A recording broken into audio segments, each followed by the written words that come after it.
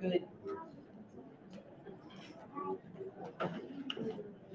Good evening, ladies and gentlemen. It's good to see you all here tonight for the CHISD Board of Trustees Board meeting, our fall workshop. My name is Gail Sims. I'm the Vice President. At this time, we do have a quorum present for the board meeting. Everyone's here. It's Dr. Jeremiah Martin, Cheryl Wesley, and Robert Riggs, our president. He will be coming in a little bit later. The meeting is called to order. It was announced by the board president. A quorum is present, and that the notice of the meeting has been duly called and posted in the time and manner required by the Texas Open Meetings Act, Texas Government Code, Chapter 551. At this time, we will open the floor for any public comments that have been given to the secretary for us to hear. Having no comments, we'll move right on into our recognitions and communication. Ms. Tierney Tennant. I do want to recognize, thank you for doing this. One of the things, this is the first time for us to do the recognition at campus. We want to continue to do the recognition at campus because just more space and availability. So be patient with us, as this is the first time we moved it off-site from the government center.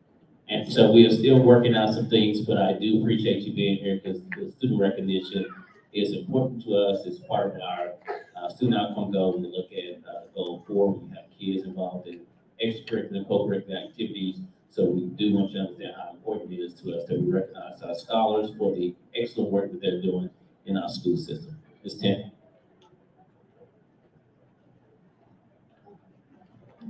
Good evening again, families and friends of Cedar Hill ISD. Good evening, Board of Trustees, Dr. Hudson, staff, and guests. This evening, we have come together to shine the spotlight on our outstanding scholars, principals, and parent liaisons for our spring recognition event. I want to thank the principals, academic staff, the communications team, school leadership staff, and of course, the maintenance team for their work on getting the air cut on right before we started. And for their work in bringing this annual recognition to a new site and a new time. I want to remind our audience that you're sitting in a building that is an early voting site. You have an opportunity to vote in the CHISD May bond election tonight before you leave the campus, if you're not already. Please remember to vote. Early voting ends tomorrow at 7 p.m. and election day is May 6th. We have nearly 100 scholars we will recognize tonight, and in order for this evening to move along expeditiously, I will have the help of our team superintendent, Skylar Wesley. And we will ask the scholars and staff, when you see your name or group on the screen, please make your way to the front, right over here in front of the backdrop, for group photos. So let's get started.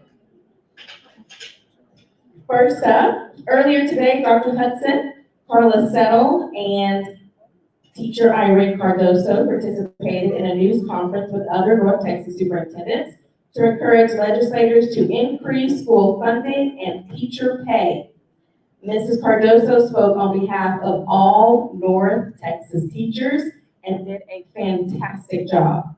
You can watch her tonight on CBS 11. Her and Dr. Hudson were interviewed earlier today, and we want to give them a round of applause for advocating for teacher pay and school funding. And Ms. Cardoso, come on. She was kind of hiding in the back.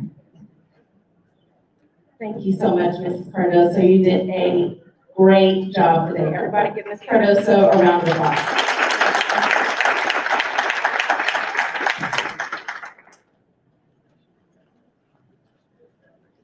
Next up, we're going to start this evening recognizing our amazing campus principals. Today, if you did not know it, is National School Principal Appreciation Day. These campus leaders support instruction, develop teachers, manage their campus, and put scholars first. To help me introduce our wonderful campus principals, could I please have Mrs. Dr. Keisha McDonald, and Heath Koenig to join me in front of the backdrop. And principals, as I call your name, please step forward for a photo with your ED. And if I could have Miss Alicia Davis snap the photo. So first up, from Bray Elementary School, Dr. Amanda MacArthur.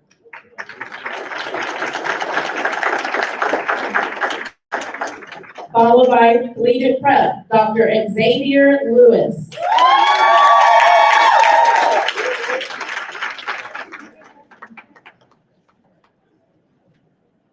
Next up, we have Mrs. Candace Griffin from Highlands Elementary School.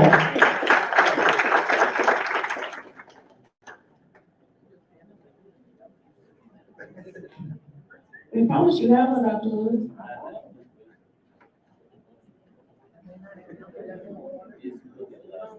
It's gonna be the last one, right?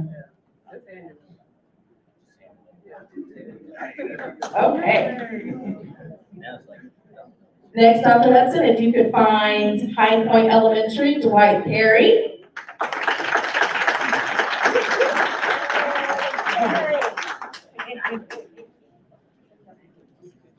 Get ready, Dr. Emily Washington from Lake Ridge Elementary School.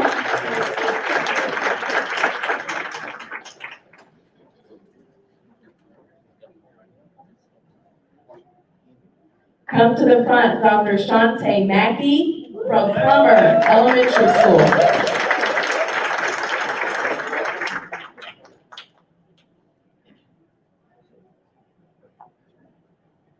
And William Davis from Waterford Oaks Elementary School. Thank you for your service.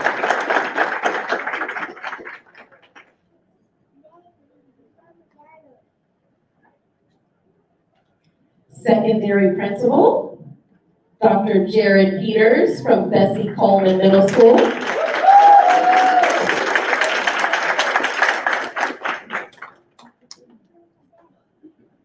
Dr. Katrina Lemons from Permenter Middle School.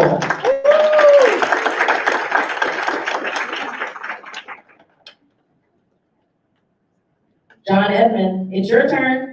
Collegiate Academy High School and the Dr. Frankie and Wilson STEM Center.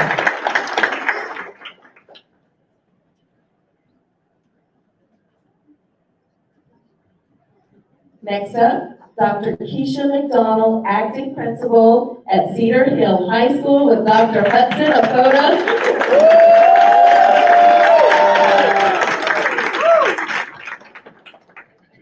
And Mr. Petty, Keith Petty from Strive Academy.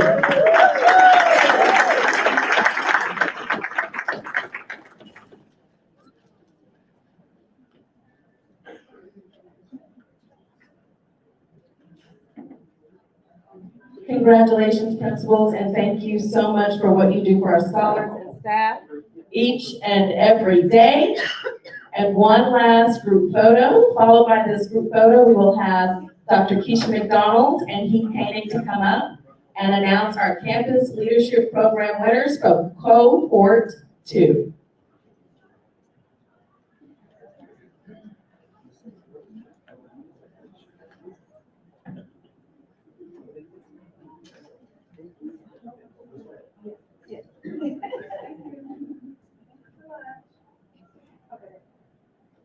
Congratulations. Thank you, principals.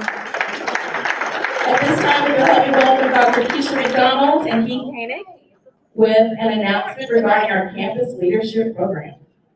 Followed by Skylar Wesley, who will come up and start our student recognition.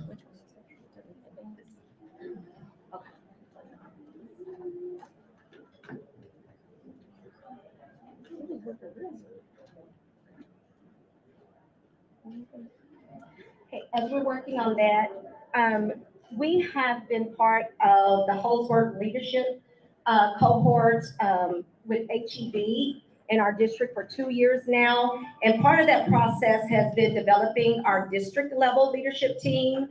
And now we're starting to help develop our campus leadership team. And last year, we had 2 principals that were selected, and that was Mr. John Edmond for Collegiate Academy and High School, and Ms. Candace Griffin for Highlands Elementary. Well, this year we had the opportunity to induct 4 more principals and campuses into cohort 2. And this is a very special opportunity for our principals to learn themselves better as leaders and also grow their campus. So at this time, we are going to announce this year's cohort 2 for our Holdsworth Campus Leadership Program. Our first one is, okay. Bray Elementary. Is Dr. MacArthur here? Okay. So our next, I think I'm doing something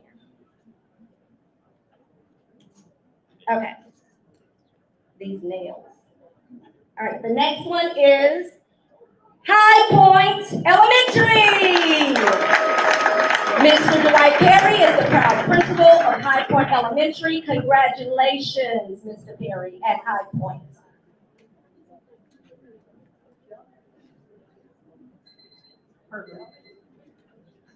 Our next one is Plummer Elementary. Dr. Shante Mackey is the proud principal of Plummer. Congratulations, Dr. Mackey.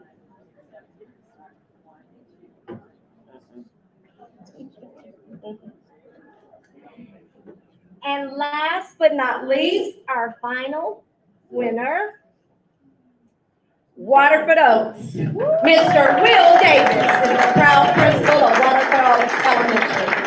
Congratulations, Mr. Davis.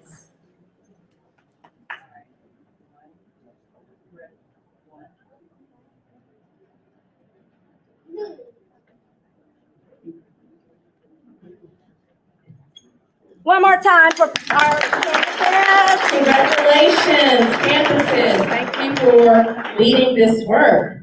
At this time, if you'll help me welcome Ms. Skylar Wesley, the Cedarville ISD Team Superintendent. She's going to help us announce some of the student recognitions for this evening.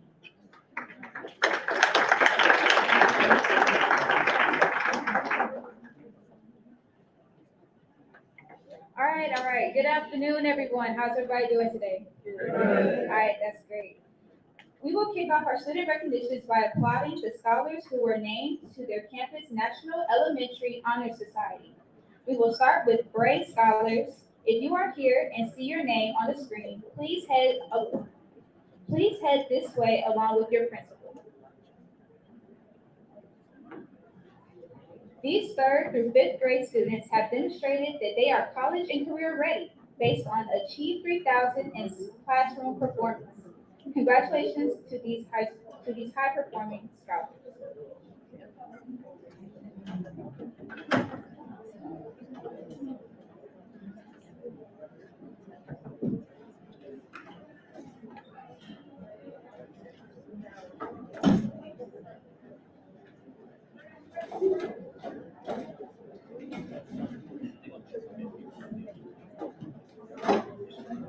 We'll just be giving them a moment.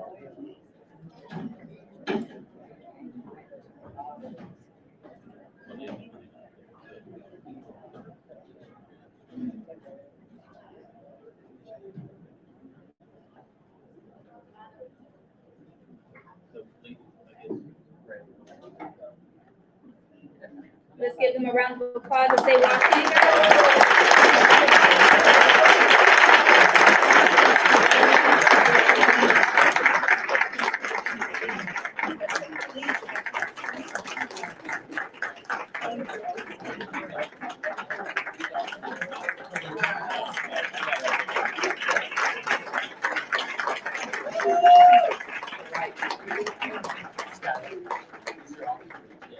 I'm sorry, this is collegiate prep. We're still looking for Bray. I think they went to the back. Okay, ready for photo? Well, they're not good, they're not organized. All to the back, all to the back. As they get them ready. The National Elementary Honor Society at Collegiate Prep Elementary is comprised of our top scholars in fifth grade. These scholars must maintain grades higher than an 85, have zero discipline referrals, and have a 98% attendance rate. Our scholars have partnered with the Cedar Hill Action Team to host a toy drive, diaper drive for women in shelter, and has hosted on-campus events.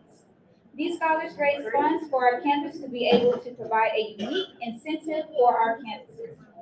These scholars have many responsibilities around campus, including putting the flags up and down outside the school, changing our sign out front, helping pre-K and kinder teachers with breakfast in the morning, developing our campus yearbook, and assisting in other capacities on campus. These scholars meet with Dr. Lewis, the principal of Collegiate Prep, and share concerns that are occurring so that the campus can improve. The National Elementary Honor Society is under the leadership of Latonya Gaither and Morgan Hardin.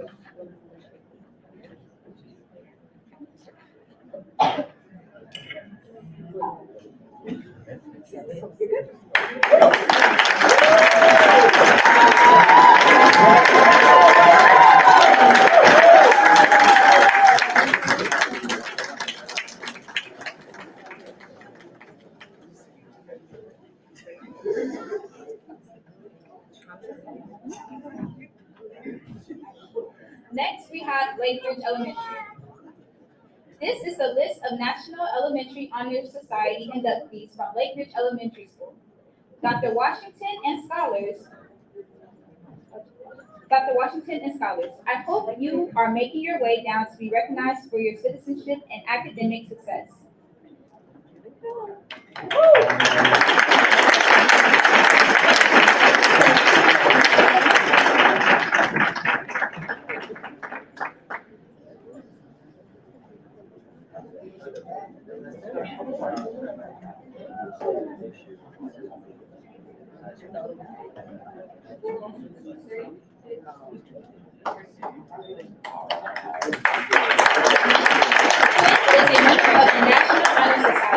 She was also the Lakeridge Elementary Spelling Bee winner.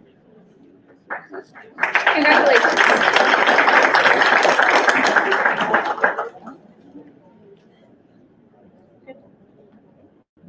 Next, we'll be having Watered for Oats. Congratulations to the members of the National Honor Society from Watered for Oaks Elementary School. Scholars and Mr. Davis, please make your way to the front. These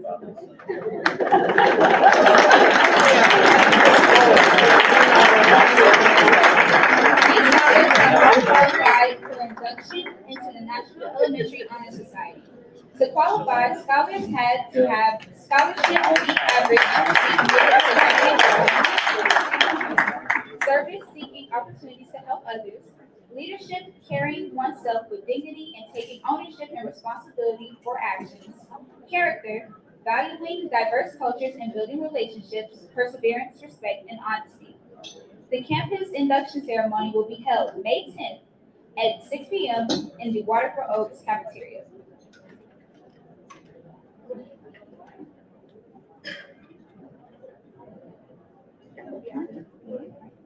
Next, we will be having Permenter. Way to go, members of the National Junior Honor Society from Permenter Middle School. Dr. Lemons and scholars, come down for your moment in the spotlight.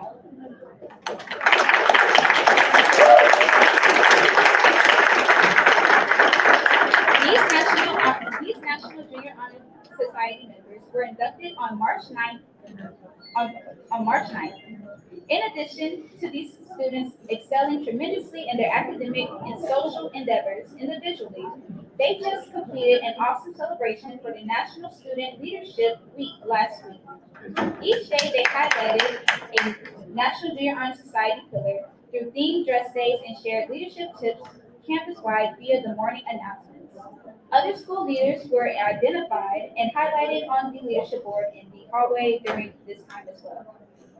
The National Junior Honor Society elevates its school's commitment to the values of scholarship, service, leadership, character, and citizenship, and help middle level students develop the knowledge and skill to become well-rounded student leaders in their school, community, and beyond. Congratulations.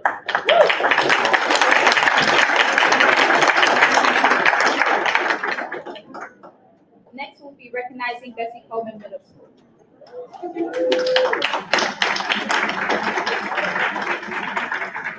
We have a big group for academic scholars from Bessie Coleman Middle School. This is slide 1 of 2 that highlights the students who have been selected for the National Junior Honor Society. These scholars have been selected and approved to be inducted into Bessie Coleman's NJHS on May 18th.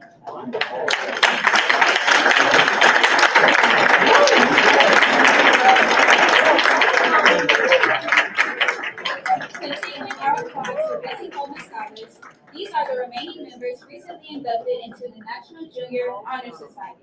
Congratulations to our scholars and their parents for great work this year.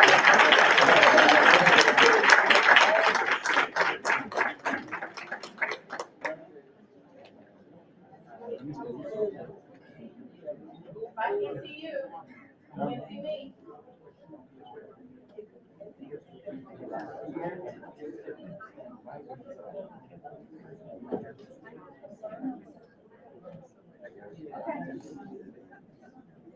Ready now? Oh, yeah.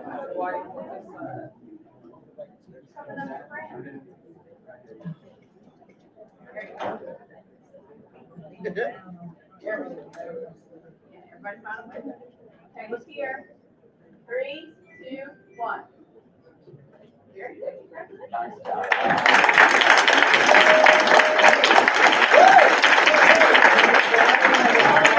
There's not one.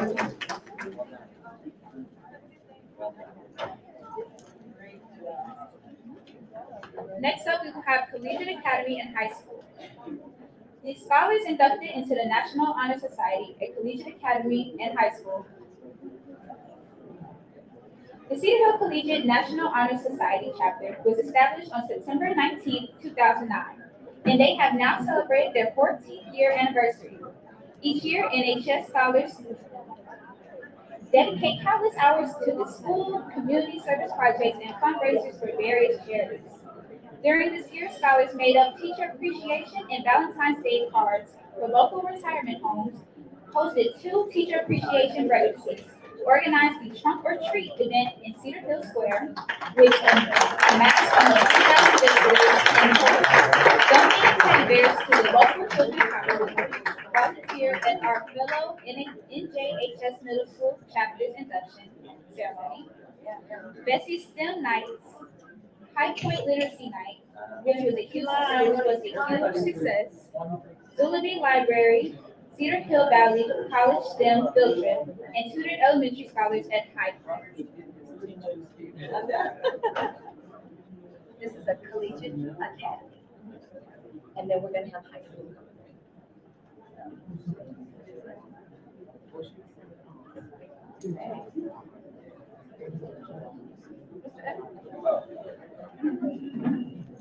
Skylar, can you read this about middle school? They didn't give you that one. All right. Can you read it? Just start reading. This year, members of the 2022 through 2023 Collegiate Academy chapter of the National Junior Honor Society served their community and surrounding areas by volunteering at their time at the Zullaby Wiley Library, Tri-City Animal Shelter, Sigma Swimmers, Diva Elite Dance Company, Feed the Homeless, DeSoto Public Library, MLK Recreation Center, Duncanville Public Library, and many other organizations. Collegiate Academy chapter members started a campus mentoring and tutoring program, collected and donated more than 45 coats and jackets for the Cedar Hill Officers Association first annual Coats for Kids Drive, and participated in a habitat restoration project with Cedar Hill's Dogwood Canyon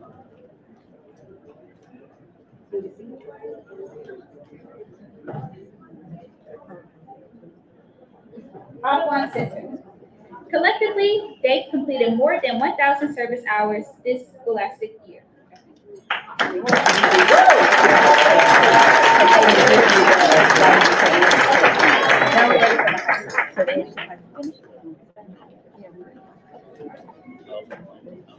Good job, good job.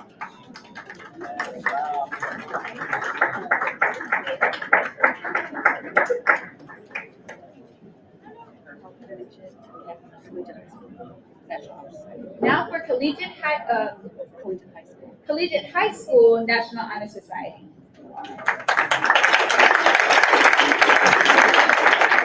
These scholars were inducted into the National Honor Society at Collegiate Academy High School.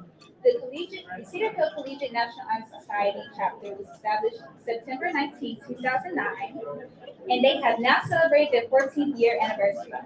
Each year, NHS scholars dedicate countless hours to the school, community service projects, and fundraisers for various charities.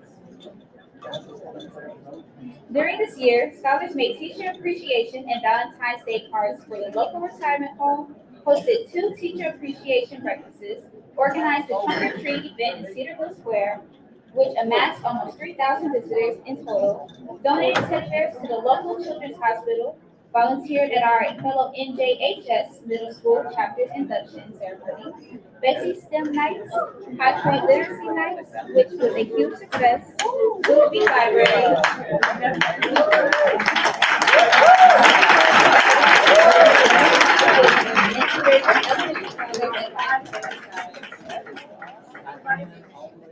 Everybody find a window.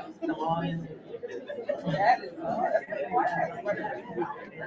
wow. Okay. I'm gonna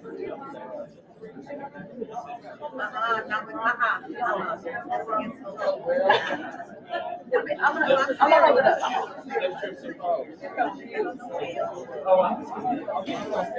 Okay. Are you ready? I'm gonna hold it way up. Get everybody in the picture. It's a lot of you guys. Tight and tight.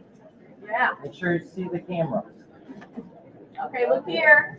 3, 2. Watch out, put your horns up. Very good.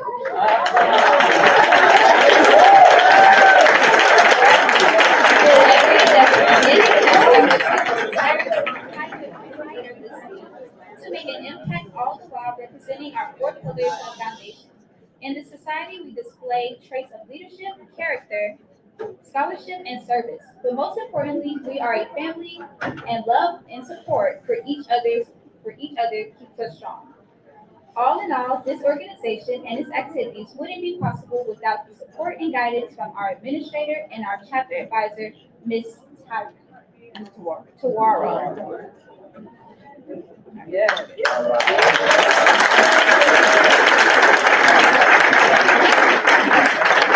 Okay, everybody, help me thank Ms. Skylar Wesley for the first part of our student recognitions for the evening. And congratulations to the Collegiate High School National Honor Society.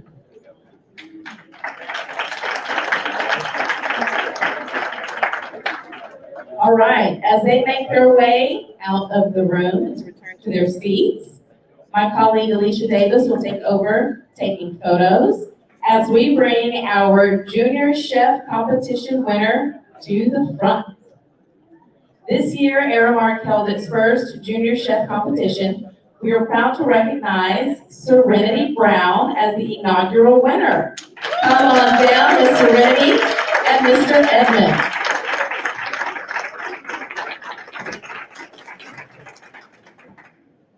Serenity Brown has been cooking since she was 8 years old and is a Collegiate Academy Middle School 7th grader.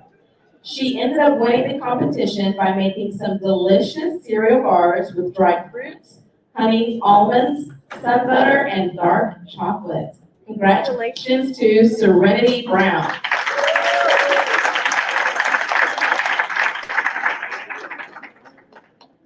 Next up, the fantastic scholar from Cedar Hill High School's ECA program has college covered. We're talking about Ms. Senior McKinley Gillen. So McKinley recently accepted a STEM Scholarship to Texas Christian. Christian University in Fort Worth. She is one of 7 high school seniors in North Texas to accept the full scholarship valued at $292,000. She is a part of CPA and recently volunteered for the campus blood drive. Congratulations to McKinley Gillen. Okay, she's coming. She's Probably probably back there cooking. Are there refreshments coming for us? No. She's been enrolled in Cedar Hill ISD since she was a fifth grader at Collegiate Prep Elementary School, and she also attended Collegiate Academy Middle School. All right, Up next, this year, Collegiate Prep partnered with Miss United America to host a pageant at the school. Miss Collegiate Prep Elementary School contestants participated in girls learning about manners and more etiquette workshops. The mission was to help teach girls how to become young ladies through etiquette training, mentoring, and real-world activities. Lisa Blakely, current Miss Texas United America, took the girls on a journey of learning how to be queens, polishing the 4th and 5th grade future leaders. Yes. The program was under the leadership of Dr. Xavier Lewis and Miss Lisa Blakely, who is Miss United America and the founder of the Miss Glamour Scholarship Pageant. Congratulations to our pageant participants.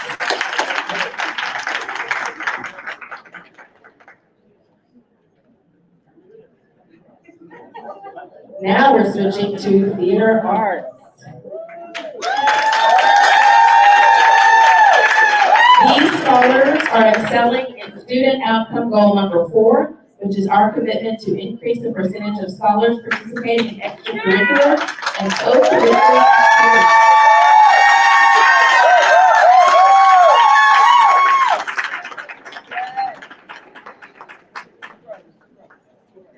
The Cedar Hill High School Theater Program received a superior rating at the UIL event held in Mansfield, advancing to the by-district round. The following caption awards were received. Best Technician, 4 Honorable Mention All-Star Awards, 5 All-Star Awards, and an award for Best Performer. The production of Beauty and the Beast received the following Dallas Broadway nominations. Best Ensemble. Best Musical Orchestra. And Best Featured Performer, Shalom Odowe. Congratulations and thank you for sharing your talents with the community and representing our district well. Congratulations. Next up, we're going to focus on choir, dance, and art. First up, the Cedar Hill High School tenor-based choir that received a superior rating.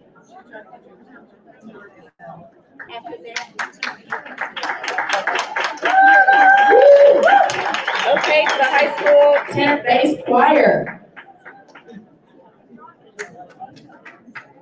And their superior rating.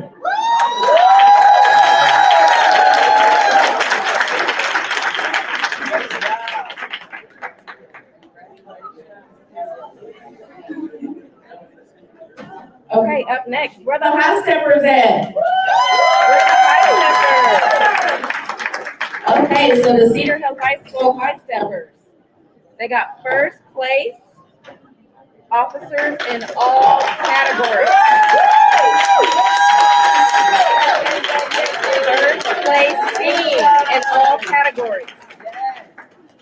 First place elite large division. And first place duet to the Harper sisters.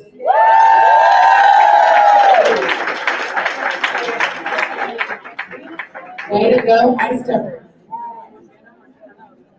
Thank you, Miss McQueen. Yes.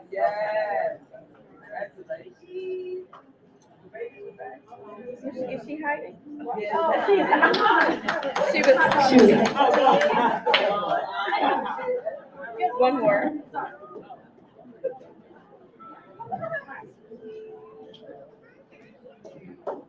Next is Miss Zariah Jones here. Zariah Jones. She got an exemplary rating for her base. Ms. Zariah Jones from Cedar Hill High School, a talented art scholar. Thank you so much, and congratulations to our art, dance, and choir scholars. Next up, orchestra.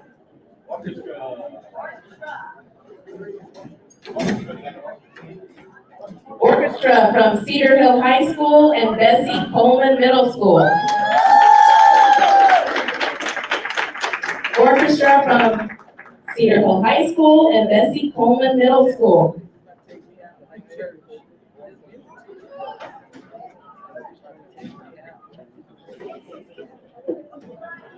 So for Cedar Hill High School, the high school. Okay, well, they are performing tonight, but if you didn't know, we had 7 scholars advance to the state solo and ensemble festival. And the high school honors orchestra received a superior rating. And Bessie Coleman Orchestra, they got a superior rating at the Philharmonic Orchestra performance. Yes, a superior rating for middle school honors orchestra, and a superior rating at the American Classic Festival held at the Meyerson Center in Dallas.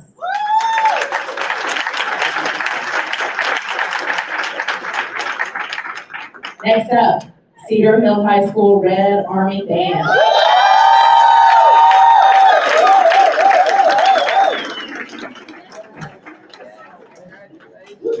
Okay.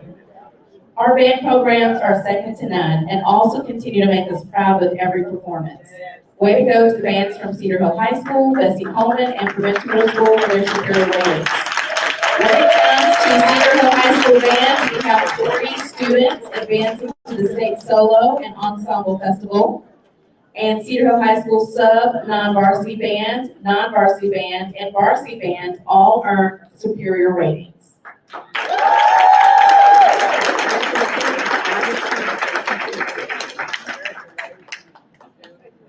Congratulations.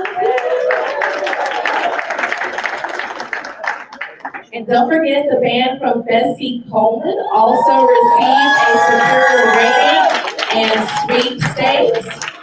We are growing musicians in Cedar Hill ISD. So let's keep the applause going as we welcome the band from Bessie Coleman Middle School.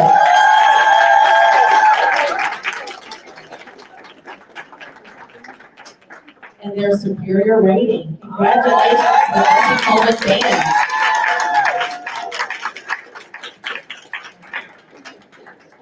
I think they're going to need 2 rows too. Oh, yeah.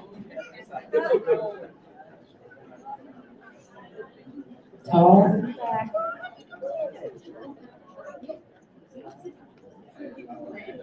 Let's give it up one more time for the Bessie Coleman Middle School band.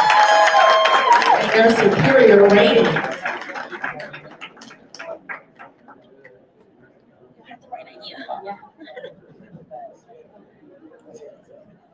Okay, let's say cheese. Congratulations. Can someone in the middle hold the award? Yeah, and someone in the middle hold the award? Yeah. There we go. Go Bessie, go in. Yay, Bessie Coleman band. Congratulations, Bessie Coleman band. Up next, we will not forget the bands from Preventer Middle School. They also received a superior rating. And they've got the trophy to show it.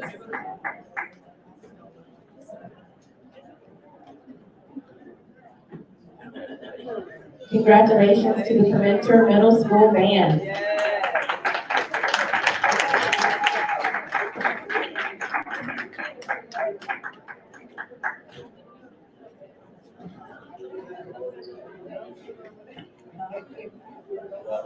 Congratulations.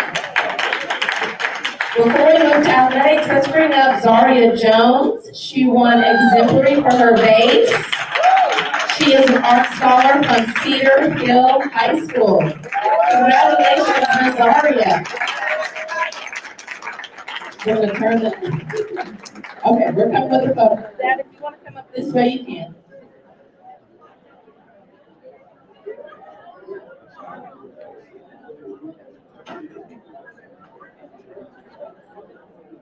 Congratulations. And we also have Miss McKinley Gillen. She is in the room today and was awarded that whopping $292,000.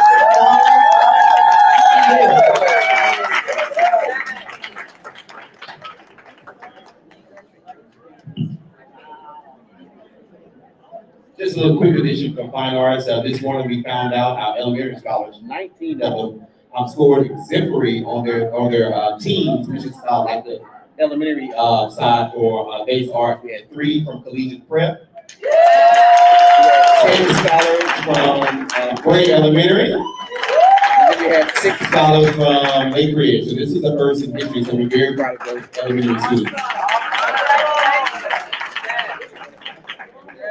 Okay, now it's time to shift our focus to our scholar athletes. And we're starting with the ladies first. Will the strong women of the Varsity Girls Powerlifting team make their way to the backdrop? We had a total of 18 girls who qualified for regionals, the biggest group in school history for the girls program. The district also had 1 qualify for the state meet. Great job, ladies, and congratulations. And thank you for making us proud.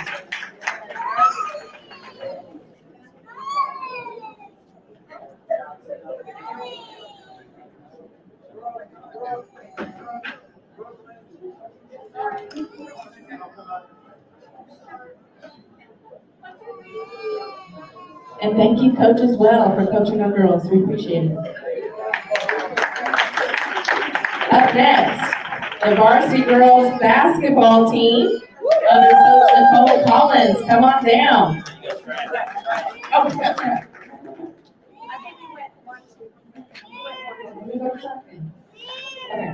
Track. I'm gonna go back because we don't track that. Girls track. Yay! Girls track. Make your way to the front. We're ready.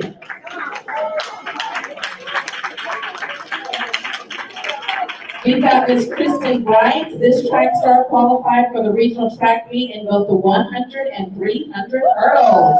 You can see her in action on the screen. She is a junior at Cedar High School, so we get to see more of her athletic prowess next school year. Congratulations and thank you, Ms. Kristen Bright.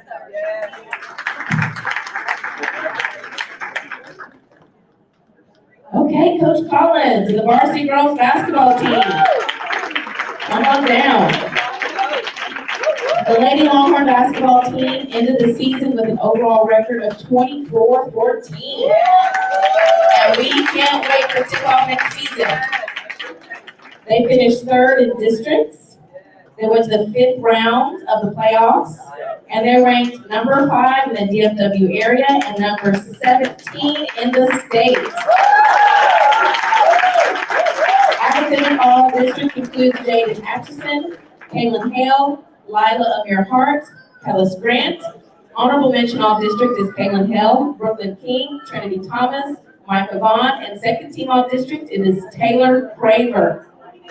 First team All District is Jaden Atchison, Jasmine Caraway, and Kellis Grant. And co-offensive MVP for District 11-6A is Jaden Atchison. Congratulations to our Lady Longhorn Varsity Girls Basketball Team.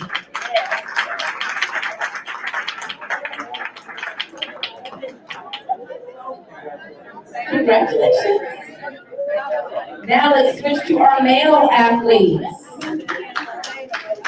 We have 8 track stars that advanced to the regional meet and did so well, they are headed to state. Come on down, Mr. Bynum, Mr. Scales, Ebron, and Rogers, and the rest of the varsity boys track team under the direction of Coach Benjamin.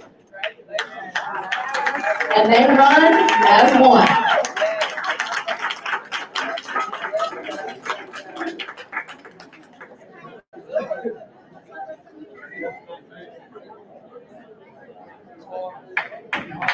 Thank you, boys track. Come on down, Coach Chisholm and the varsity boys basketball team that had quite a season this year.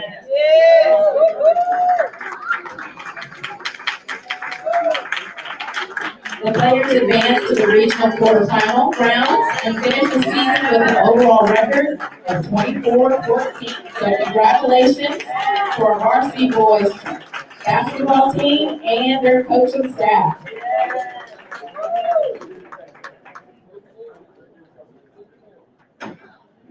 You may need to lie.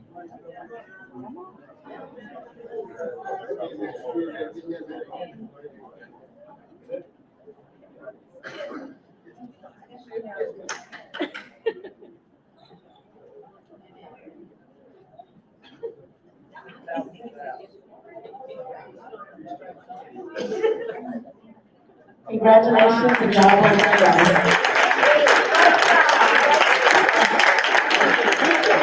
On your screen are the winners of the elementary boys basketball tournament from Collegiate Elementary School.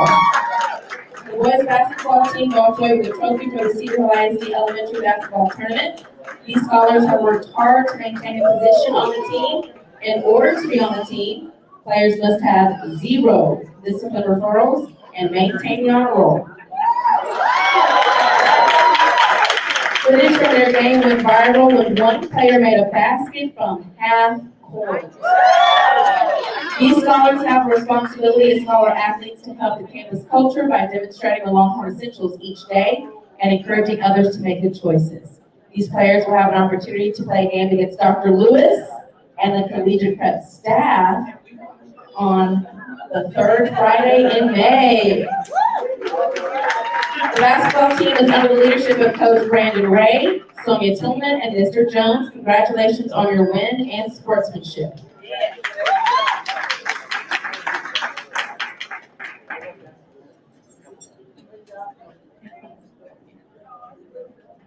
Congratulations. Now we can't forget the ladies. Here's a look at the elementary girls basketball tournament winners from Plummer Elementary School. Coach Shelly Williamson, Carolise Ramos, Asia Lucas, Ayana Howard, Mackenzie Washington, Karina Brooks, and Jeremiah Jefferson. Congratulations to the Plummer Elementary basketball team.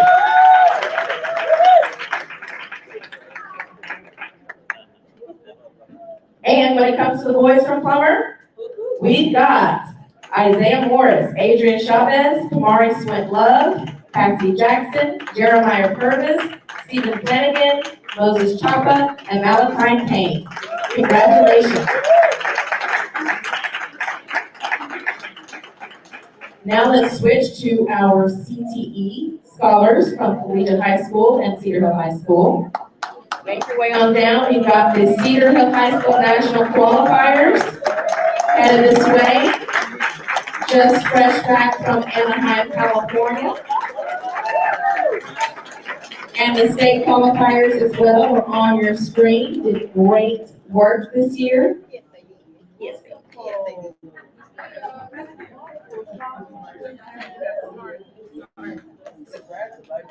Good spot.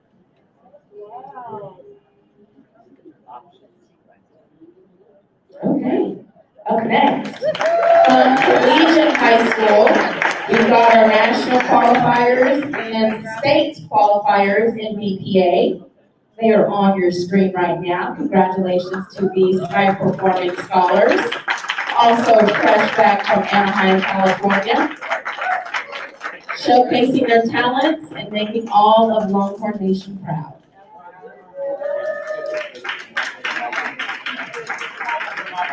Yeah, I think we're gonna need 2 rows for this one too. Maybe even 3. Maybe even 4. I have 50 members.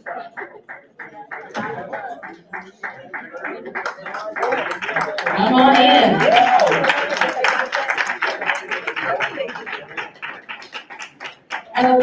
As they take their photos, a little more information about our BPA National Qualifiers. So we had 22 collegiate scholars qualified to attend the 2023 BPA National Scholarship, which is a record for our district. And we also had Bruno Saavedra, who placed in the top 12 of the nation in ethics and professionalism. We had second place to Mr. Omatoso in the nation in human resource management. This is the first national top 3 finish in the history of Cedar Hill BPA.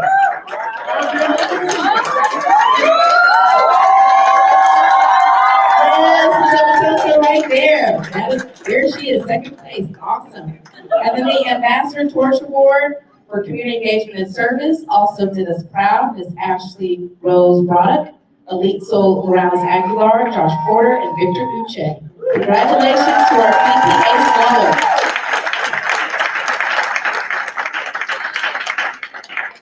Okay, congratulations. Thank you for your work and making us proud each and every day. I think, did we get our picture? Yeah, okay. Yeah, Mr. Evans was ready. Now, I don't know if they're gonna walk in or step in, but next, we have the world champion step teams from Cedar Hill ISD. Under the direction of the dedicated and tireless William Holmes, Boys in the Hill and Hillside Divas both won numerous first place trophies and awards within the last 5 months. Their greatest accomplishment this season is that they both won grand champs at the World Step Association Step Competition earlier this month.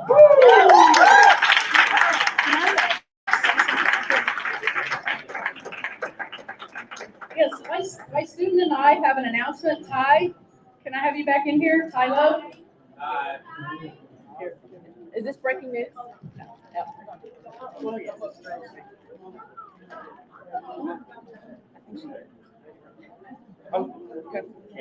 Yes, my president snuck out on me, but Ty and the board, we would like to thank you for your support of our CTE programs. We couldn't do it without you, so thank you, board and administrative staff. We have a gift for you. Thank you. And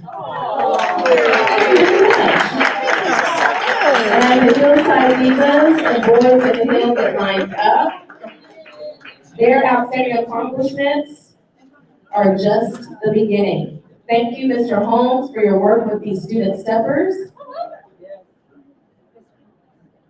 Mr. Holmes, you have to be in the photo as well.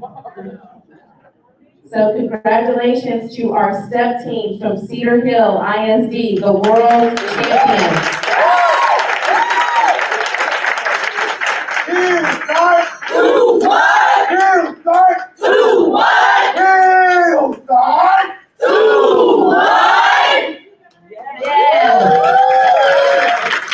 Thank you.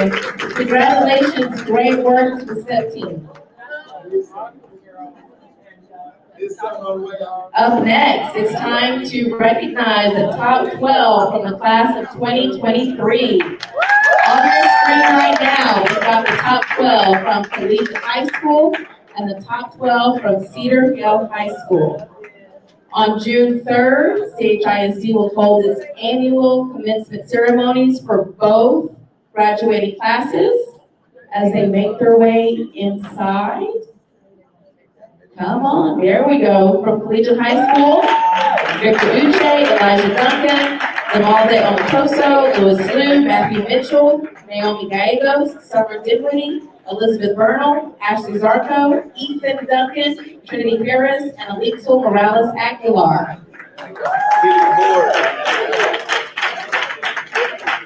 And from Cedar Hill High School, we have Kennedy Boyd, Kennedy Board, my apologies. Kennedy Board, Leon Megison, McKinley Gillen, Anthony Garza, Eric Nuno, Janiyah Landry, Caitlin White, Chandler Vernon, Jada Mitchell, Aaliyah Arazi, John Falls, and Marion Smith. Looking forward to celebrating the end of your K-12 on June 3rd. There we go.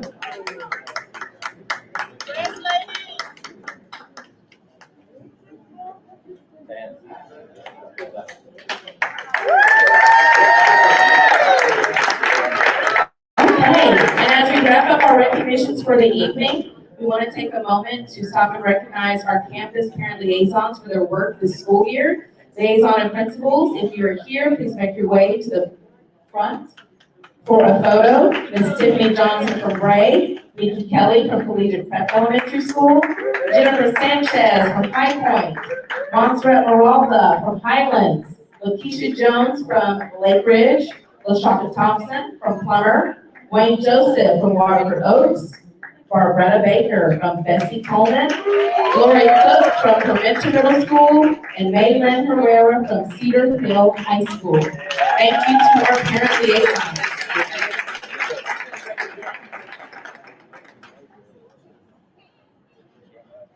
And lastly, with COVID now behind us, we are opening our campuses back up to volunteers and community members.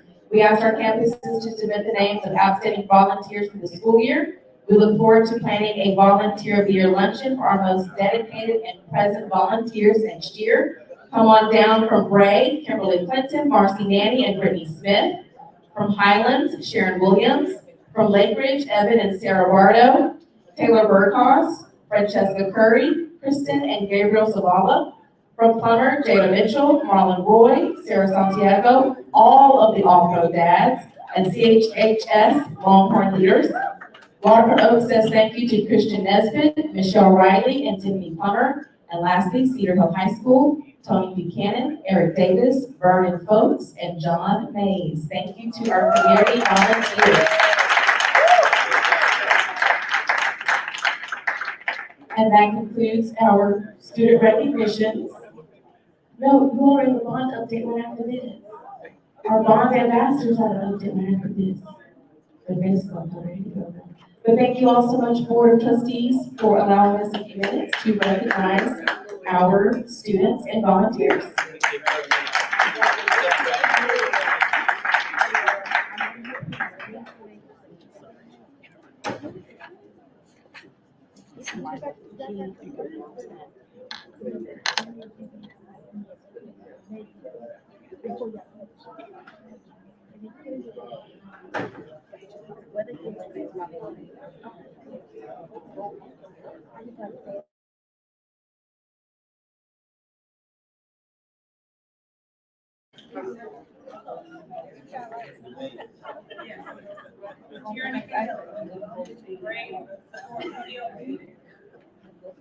Yes.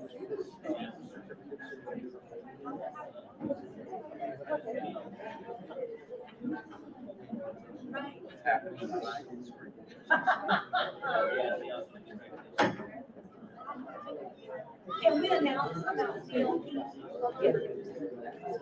And congratulations to Bray Elementary School, selected for Cohort 2 for the Campus Leadership Program. CLP Cohort 2, congratulations.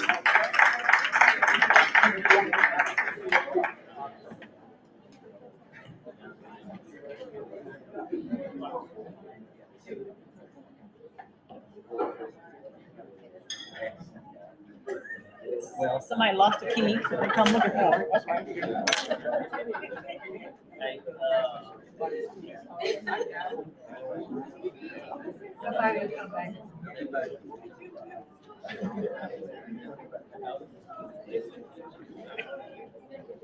Okay.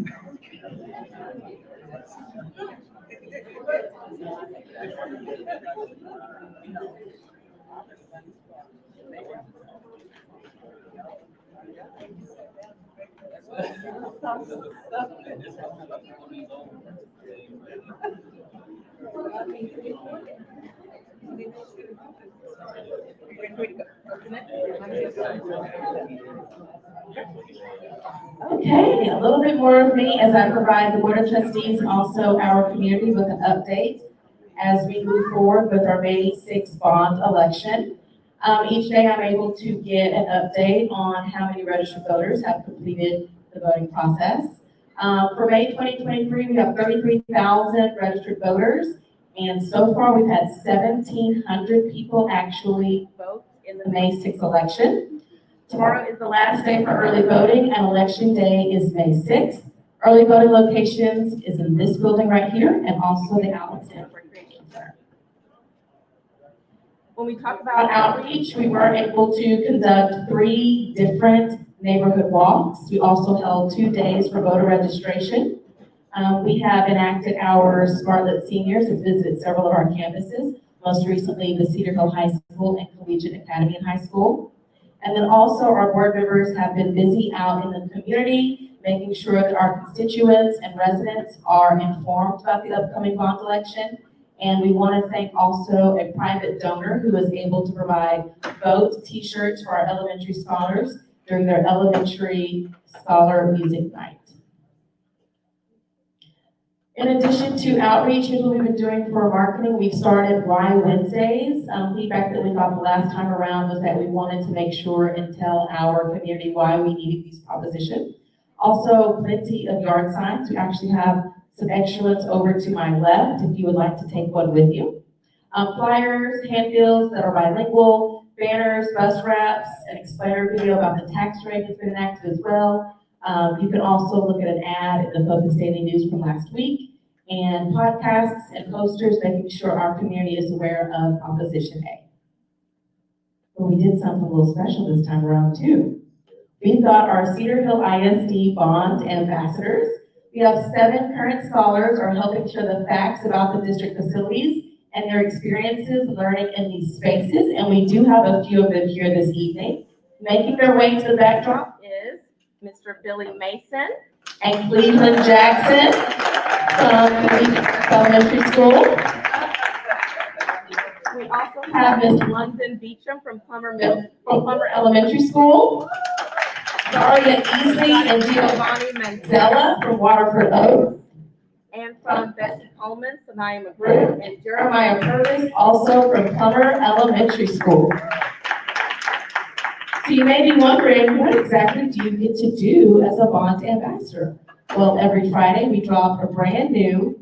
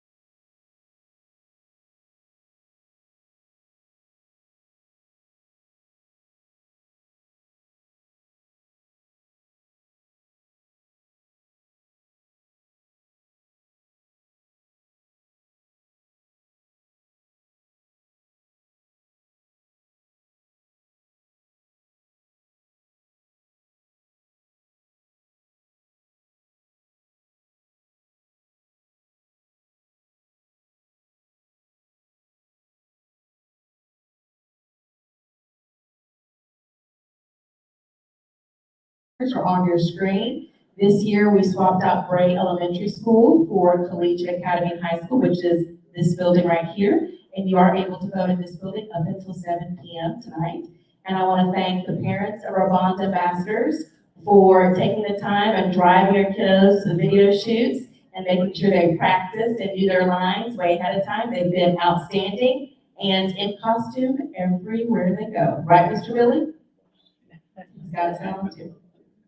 So, Board of Trustees, do you have any questions for me regarding bond update? Thank you very much for the presentation. Thank you much for the great videos featuring our kids. I know that has been a great encouragement to members of the community. We have enjoyed seeing that so much. I know one of the items that will be shared, and I think just a reminder to the board as we're all here, can you recap the rules as a public citizen that we, when we're not in this setting, have, versus obviously what we're able to say at this point as we sit in the board in official capacity? Yes, the election laws in the state of Texas really prohibit school employees from utilizing district resources to advocate for or against a bond proposition.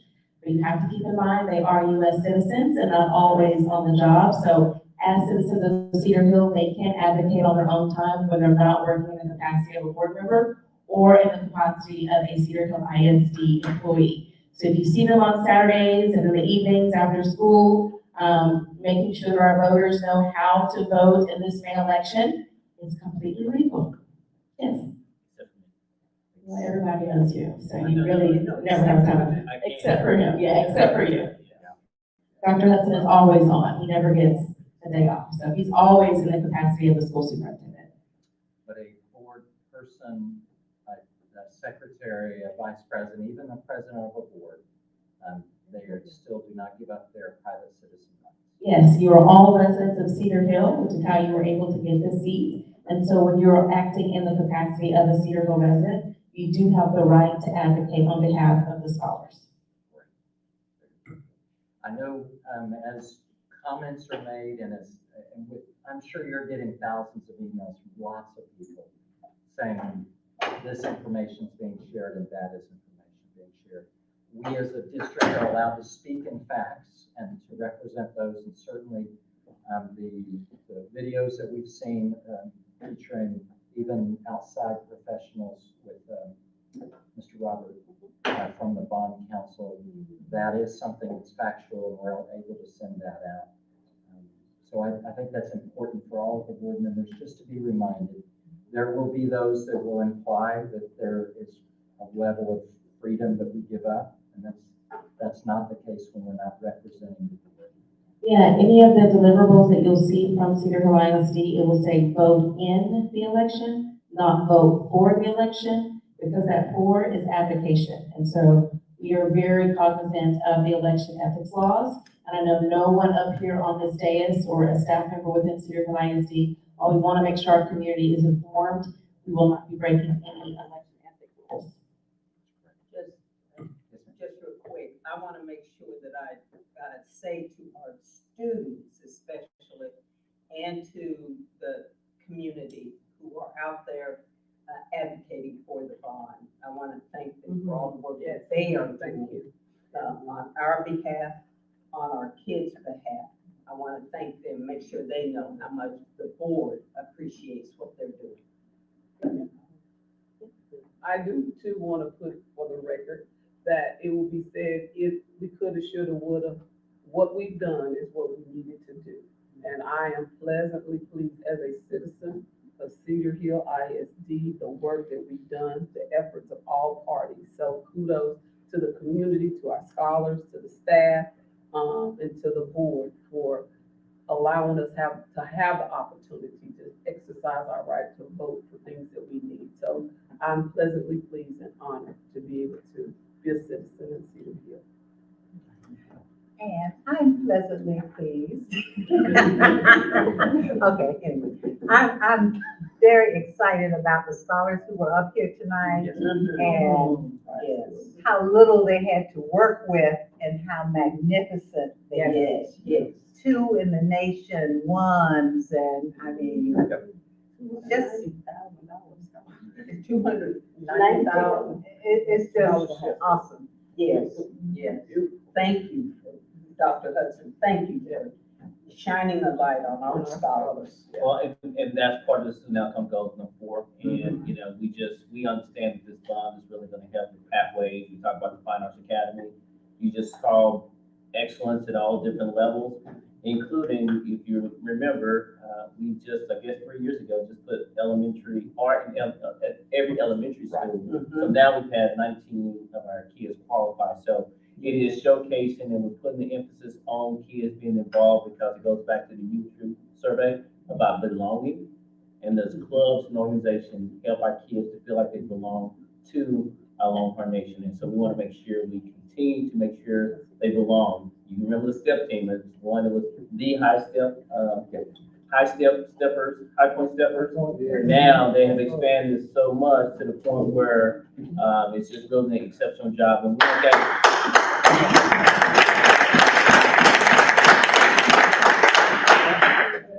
Yes, so we want to continue that in all lines. So it's just not only arts, not only athletics, also academics, and also just being that sense of belonging that we want for every kid, so they can be proud of being a part of CHISD. Yes. And I want to say something about the Fine Arts program. You know, we have a lot of naysayers talking about that, why do we need that? I'm a product of the Fine Arts program. When I was younger, I struggled in school. I have dyslexia. So the Fine Arts program put me where I am today, where I'm working on my master's degree and have 4 degrees behind me, because it taught me how to be disciplined, and it gave me pride in myself. And I see how all of these students work their behinds off. I came up here into this room last week when my granddaughter had a play. And those kids worked so hard, but yet they have 2 little stages. 2 little stages, but they busted their behinds and they performed their behinds off. But to say that our kids don't need, that's what bothers me the most. How come our kids don't need? Somebody got to make me understand that. How come they don't need? Because I'm looking at all the stuff that our kids have done. Superiors, excellence, exemplary, bringing trophies back with what little they had. But look what they can do when they have more. What they have, what they deserve, what we should give them. So I tell people, and I will tell you community, the Fine Arts program is needed. It is needed. Our kids should not be forced to work with just a little, even though they did great, but they can do better. They need more. So I'm asking the community to look at what we need. Look at what we need. We don't need to just sit back and say, this is all that they deserve. So I'm just asking y'all to look at the big picture, because I am so proud of these young folks and all of them. But I look at the Fine Arts program, because you just don't know what the Fine Arts program can do for you. That theater program was my playground. When I did not want to go home, I stayed at school until 10 o'clock at night, because there was a place for me. And it brought me to where I am today. So give our kids a chance. That's all I have to say. Give our kids a chance.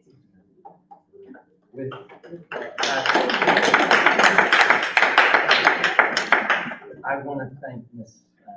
Tennant and your team for the work that a bond requires, the responses and the activities. I know in one comment that I made in one board meeting, it was a matter of, that was before the city council, and the question was asked, what will this cost to go? And the answer was, well, the cost of going before the voters is included. We have a seat that's open and it will be contested, so there will be a cost that's there. So next to nothing, but I know the next to nothing means a lot of salaried employees worked a lot of hours. and respond in a lot of ways. And just as we saw in the previous election, where your team and you received incredible rewards for the effort that was there. The awards, the response was fantastic. This is even better, so. And I just want to thank all of my colleagues for helping with recognition this evening. I decided to give my team the night off since we have a meeting tomorrow night and election on Saturday. So thank you all for taking pictures and wrangling our scholars. We all appreciate it. Trustees, next item on our agenda is a budget update. We have Ms. Settle is here. Thank you for being here today as well.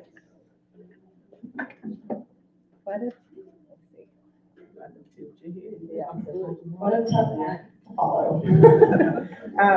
Lots of amazing things going on in Cedar Hill ISD. I am here with a relatively short presentation regarding property values as is required by the first report, indicator 20. But because we were top of the county in property value growth, I thought we would talk a little bit about building our taxpayers' bills. It's a very simple equation, values times tax rate. And the first thing I want to talk about is our property value trend. I apologize for the years being missing on this graph, but the very lowest first bar is 2012. The gray line is the certified roll values that we received in July, and the red bars are what we would typically see in April. And as you can see, the gray line generally comes in below preliminary estimated values. So we're not quite there yet, but you can see that it's going to be an increase as Dallas County Appraisal District predicts. Again, focusing on property values, I wanted to just talk a little bit about what Dallas County is up to. They are looking at reappraisals in our boundaries of 71% of their accounts for residential. So if you get something in your mail, pay attention, tell your friends. 71% residential accounts will be reappraised. Market and taxable values will increase due to the 2023 reappraisal effort. And again, you have the 10% cap in your homestead recalculations, but that carries over from year to year when you limit your values. New construction looks to be similar as in 2022 at 48 million. But if you go back to the year, we're looking at a $6 billion tax base. Again, commercial, we're looking at just under 50% of accounts planned for reappraisal. We have major property types of office, retail, and hotels. They will all see increases and minimal but still growth in industrial and apartment values. Again, construction similar to 2022 at 85 million. Here are the important things to note about Dallas County Appraisal District. Their first mailing went out just before this presentation deadline. And so on Wednesday, we will receive the final preliminary values because that first mailing does not include business, personal property. So we will have a complete outlook for all of our property value subsets. And then we'll be able to do an official revenue projection and how that will look as we finalize our draft. I wanted to lean a little bit on the other part of the property tax bill, and that's the tax rate. You know, as well as anybody else, that there are two pieces of that. And you can see that we have not changed our red INS portion of that tax rate since 2018. It has stayed at 0.336 of $100 of property value since then. But you can see that our overall tax rate does decline year over year due to the tax compression mandated by the state of the M&L, or the grade portion of that tax rate. As we look forward to some of our assumptions for revenue, we've got a lot of what ifs running around as legislative session is still debating. And as Ms. Tenen noted this morning, we're being very vocal about how public education is funded this year. Regardless, current law is going to compress our tax rate, but when we look at where we are in Cedar Hill, there are some assumptions that we all have to agree on. And these are some of the ones we have debated in chiefs, so that we are all on the same page. Our student enrollment is projected to be at 6,830. That is 180 kids less than the last projection. When we look at where we are on average daily attendance, we're all comfortable with 92.5%.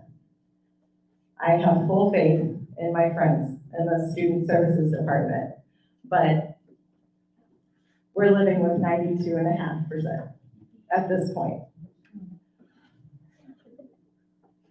Our projected taxable value increase is we're averaging it out at about 7%. That compresses the tax rate, where we would look at an estimated maximum compressed tax rate of 0.7854 under Senate Bill 1. So that is 2 cents when you add the 5 cents that you already approved. It's 2 cents less than last year. And again, debt service rate does not change. The good news is we are collecting taxes timely and substantially at 98.5%. I do want to make sure that you're aware that the state mandatory homestead exemption, when we are doing our revenue projections, we are assuming that the $70,000 homestead exemption will be intact. Again, however, if anything increases in that world, and we do, presuming passage of a bond, any new debt would not be applicable to that exemption, but the state does make us whole in existing debt allotment funding. Okay, lots of what ifs, right? So in the latest model run, and this is tiny, but it's in your packet. In the latest run that Vote Casey has helped us run in House Bill 100, that is where we're looking at what's being debated right now between the House and the Senate.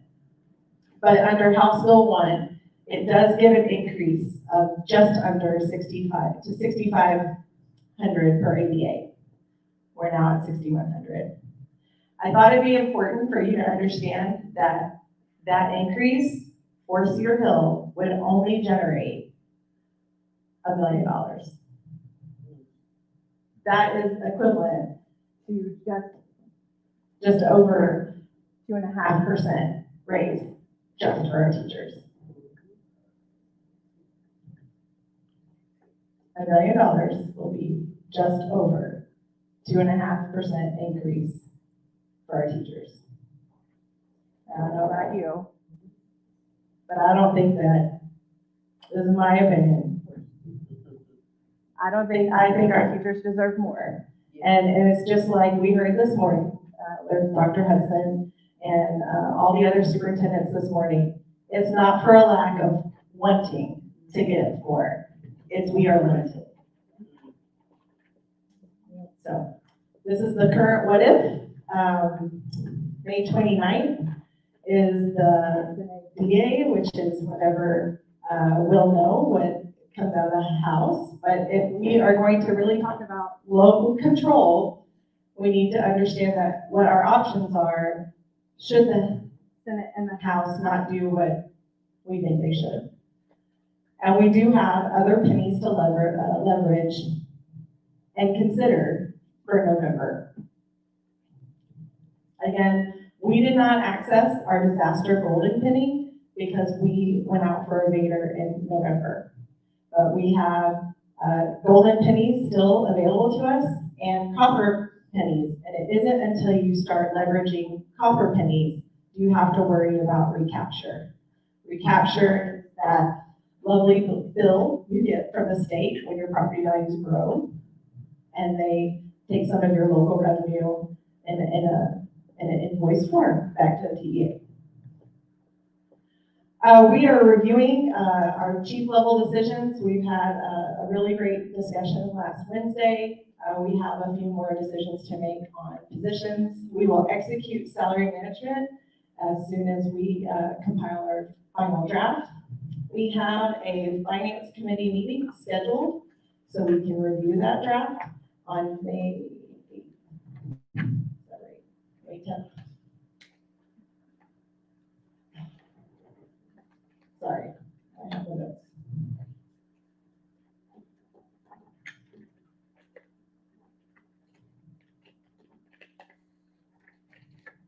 This is why I need the paper.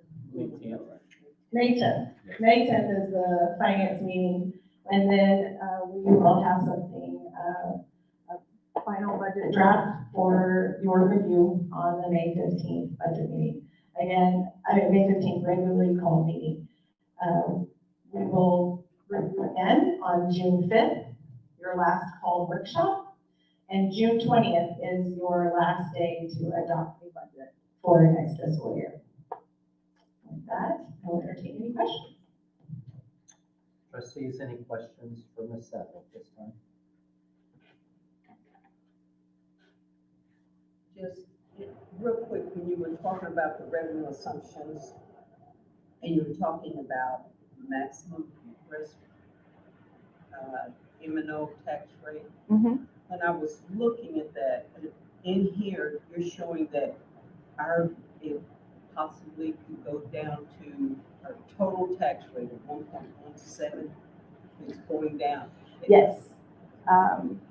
It will go down. The M&O rate will go down at least by 2 pennies under the current law. I don't pretend to ever try to make the assumption that the state legislature would repeal tax compression.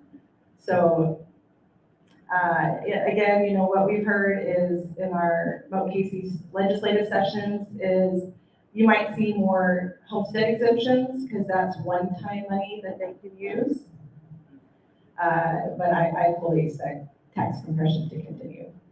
And the fact that even if the homestead exemption does increase, we will be held harmless. The state will make us whole. If we issue any new debt between now and August, when we set our tax rate, and the state should do anything like homestead exemption, we will be held harmless for that portion. It's a fund called the existing debt allotment, the EDA funds. We had, a few of us had the opportunity to go to Senator Royce West, and he went through, and there was some other folks that went through a lot of the bills that are going through right now, and encouraged us that were in the room and anyone else to please contact your representatives to let them know what we need. I think you said it very well. We are sorely underfunded. We're very lucky to have Senator Royce West on the Education Committee. And he is an advocate for public education, but he's still one senator. And there's several others that need the same kind of pressure from their constituency. Could you go to slide 7 again? It's the graph of the combined IS tax rate, right? ISD tax rate. Yes. Sorry. There you go. As I drove in, I saw a sign that said vote no to the tax rate hike. I'm sorry, let me speak up. As I drove in today, I saw a sign that said vote no to the tax rate hike. that went through there. And as I look at this chart, and I look at our history, and I understand what you said, where likely this will go down 2 more pennies. It seems like one of the facts we need to share very clearly is that the district has no history of tax hikes. And that if, as I understand it, if this bond passes or fails, our tax rate will likely overall go down. Now that's a rate hike. We've already talked about how much the appraisal values have gone up. And certainly if you're not a fan of how those go up and your taxes go up with it, that's something you do want to encourage your senators and state to go forward. But as it's not a question, my statement is, the funding for ISDs is listed here. And there's not a way to show that that is a tax rate hike. Correct. There is no projection or any information that we have put out as a district that said we would do anything other than keep the INS tax rate the same. However, if you do look on some of the information, the voter information documents and the board documents from, I believe it's February, we have projections in there where we show the INS tax rate decreasing. But the property tax increase language comes from the extension of the obligation. So our obligation is extending from 2043 to 2048. Correct. Trustees, any questions regarding the bond or the? Just real quick, just based on what you said and also on what you said, the bond language on the ballot requires us to say it's a property tax increase. That is a requirement, even though we are not anticipating that. Correct. The state of Texas mandates the language that we have to put on the ballot. And unfortunately, people who know that's not true are using that. Yes. And people who don't want to spend any time listening and researching are buying into that. Example, they're not giving teachers a raise with this. Well, you know we can't do that with this. And we've said it over and over and over that you have to vote in November to help teachers get a raise. But it doesn't matter. People are just putting out lies, and other people are just, oh yeah, I'm not gonna vote for it because of this. Well, it's a lie.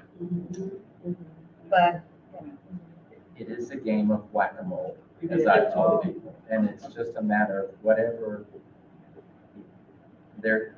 Yes, we're gonna just face tell the this truth. issue. Let's just fight fair. It's gonna be. Trustees, is there any other items on the budget update at this time? I know that whether the bond passes or doesn't pass, the budget has to go through the voters in November, made a decision that will make very difficult decisions for us. We are so glad to honor our principals today, our great teachers, the folks that have stuck with it, our administration and staff, and efforts, and we will do everything we can in our power to make things work with the budget that we have. And I know they will as well. We're committed to seeing more scholars like we saw standing behind me today. And I know that makes you proud. That's why we do this job. For all the pay we get, that's it. And it was awesome. So thank you, Ms. Seth. Dr. Hudson, is there anything else that you have for this board? No. Folks, we are going, the next item on our agenda is a closed session. We are not going to go to closed session tonight in order to let our staff get home or have some time to, nope, never mind. Polls closed 5 minutes. And President Riggs, for the record, can we let our community know we're on our phones because we do not have our regular technology platform. Oh, yeah. So we have to use our phones had to get Absolutely. our information. Thank So, you. not that we're strolling TikTok. We're using it to be able to see the information shared. That's good. I also want to thank Trustee Sims for starting the meeting on my behalf, and thank you for that, trustees. With that, we will adjourn. It is now 7:07 p.m. Do we have a motion? Yes.